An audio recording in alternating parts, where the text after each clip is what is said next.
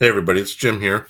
We're in week 5 of our class, and I've got most things graded. I think that have been turned in. There's a few odds and ends that I need to wrap up yet. A couple of you contacted me about a few things, so those I'll need to get back to, and I'll get those in the next day or two. So you should see those reflected in your grade fairly quickly. So this week we're talking about Thing 20, and that's about flipped classrooms and blended classrooms. So we have to decide to flip or not to flip as part of your education. And let me just talk about some things from my perspective. You're going to learn a lot of things in Thing 20, but I guess that's why I'm here, is to give you my perspective as well. So, the basics of flipping your classroom, you essentially do the what used to be the lecture part of a class or the presentation part of a class.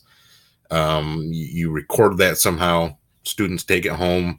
They learn the material at home, and then they come back to your room to apply it. Now, I think this works better probably in a skills-based class, whether that's math or science. Even I could see like some of your wood shop and places like that. I think that it would work pretty well because you could get those things out of the way, and they can come into class and actually do the material, do the labs, work on their wood, whatever that is that they need to do. Being in social studies, I haven't flipped my class, but I'll get into a little bit more of how I do it in just a minute. So, first of all, some of the benefits of flipping your class. You get more, I guess, class time. When I talk to people who do it, they talk about how they get the non-active part out of the way at home.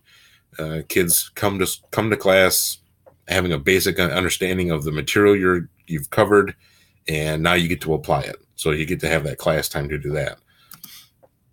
Also, it's good for absent students. You get a kid that's gone a couple of days, you just hand them the link, or in some cases you might have to hand them a USB drive or a CD or something like that, and they can go home and get caught right up.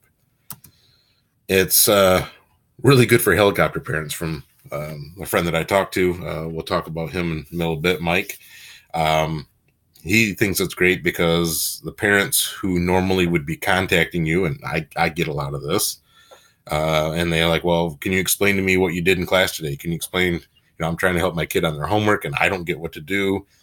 So, besides the fact that the kid should be doing the homework and coming to me for the questions, this at least allows the parents to see what the lesson was. So, if they really want to get that involved with their student and their homework, then, they can see the material as well. And a lot of the students find it engaging. A lot of our students go home and watch YouTube videos all afternoon anyway. So this is just a part of their life that makes a lot of sense to them. And to be honest, it can make your administrator pretty happy. I have another friend of mine who also teaches science down the hall from me. And he always makes the point that we're told not to stand and lecture in front of our kids because that's the worst thing you can do. But he says if you record that lecture and have them take it home, then it's the best thing you can do. So it is a bit of an oddity, I think, that you're giving this information in a way that if you did it live, people say, oh, you're just in a lecture, and that's no good. But since you put it on a recording, now it's all of a sudden it's great. And so it does make some administrators pretty happy to think that you're doing this, latest, greatest thing. Now, some of the downfalls.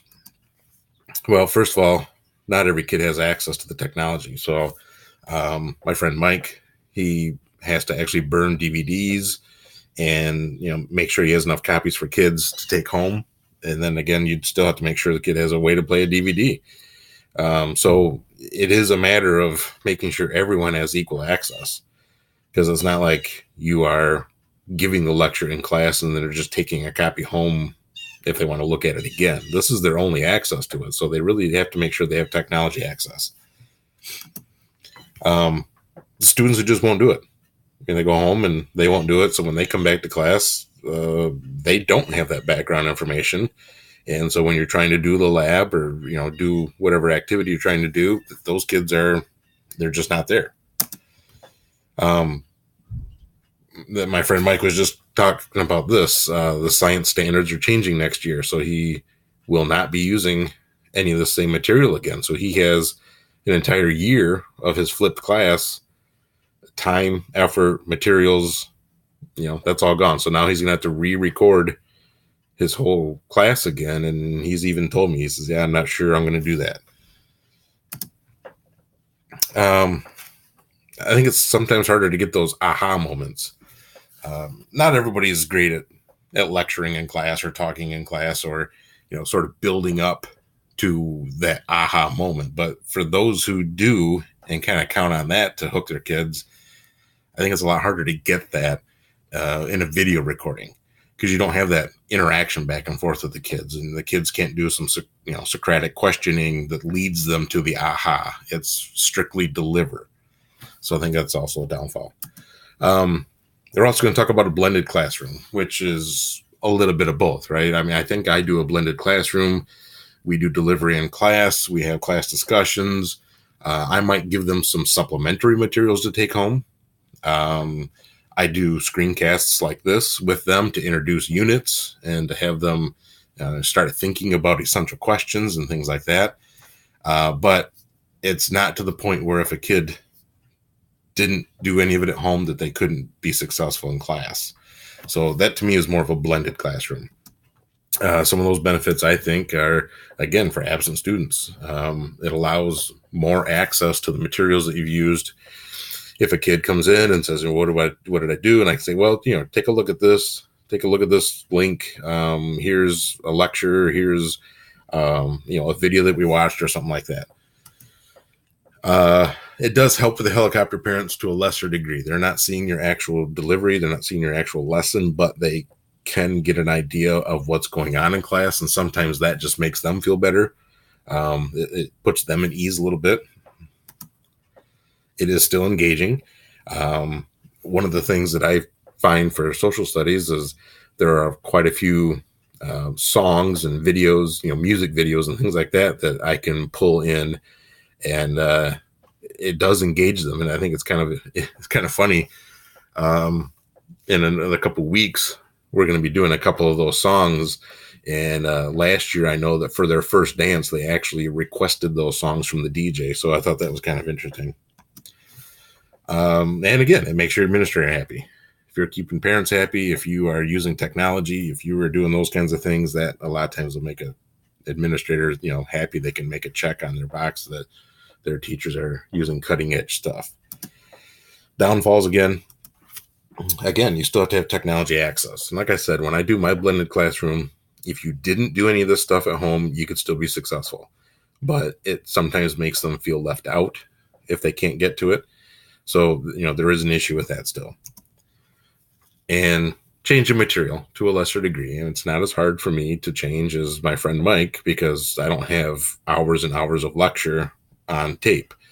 But, when I do change material, it still is a matter of finding the materials and getting the links and, setting everything up that way. So I've mentioned Mike a few times.